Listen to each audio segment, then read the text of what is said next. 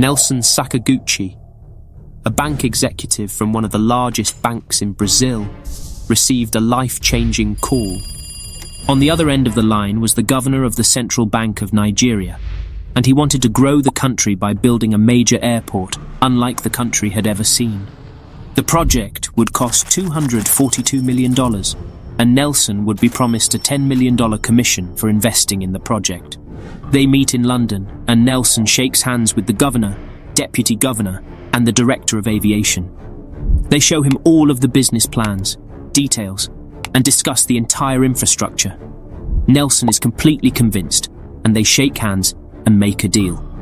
A home-run investment for Nelson. There was just one problem. It was all a lie. This is the insane story of how one of the smartest criminals in history sold a fake airport for $242 million.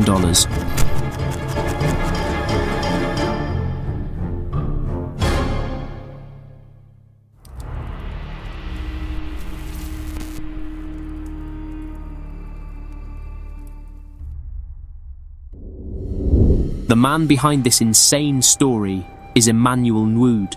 Now there is a bit of a mystery surrounding Emmanuel and his upbringing, but it's assumed that he was born anywhere between 1950 and 1955 in the heart of Lagos, Nigeria, and his aspirations were anything but modest. From a young age, Emmanuel wanted to be rich and was driven by an insatiable desire to escape poverty and rise above the ordinary. He was extremely gifted and highly intelligent for his age, and it was in the electrifying world of finance that Emmanuel saw his ticket to prosperity.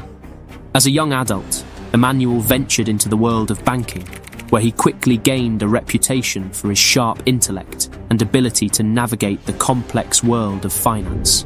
Through hard work, perseverance, and his charm and charisma, he climbed the corporate ladder and later became the director of the Union Bank of Nigeria. He was doing extremely well for himself. He no longer lived in poverty, and he was the director of a reputable bank. But it wasn't enough. Emmanuel wanted more. The kind of money that could buy him loads of power and influence. And soon, he would come up with a plan that would etch his name into the annals of financial history forever.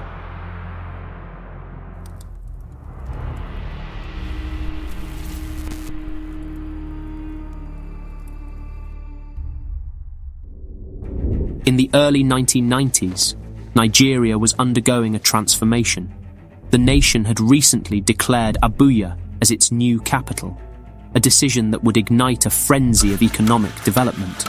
Priority number one for the Nigerian government was large-scale infrastructure projects, with a primary focus on building a world-class international airport. Emmanuel saw this as the golden opportunity he had been waiting for, and he came up with a brilliant idea, one that would put him in the Hall of Fame of con men. He was going to sell a fake airport and trick investors out of millions. But Emmanuel wouldn't be able to pull this off all on his own. He would need a team.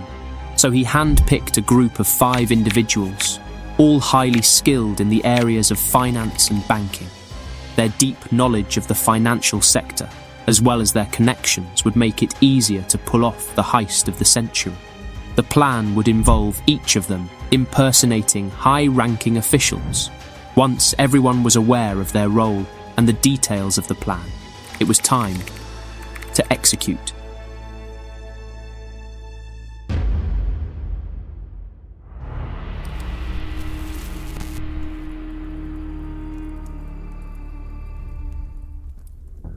The team started by carefully sending detailed faxes to banks all over the world.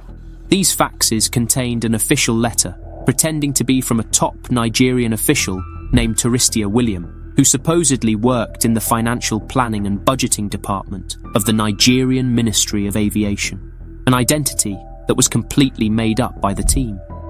The letter announced Nigeria's intent to develop a major airport project in Abuja, a city experiencing rapid growth since being declared the new capital in 1991.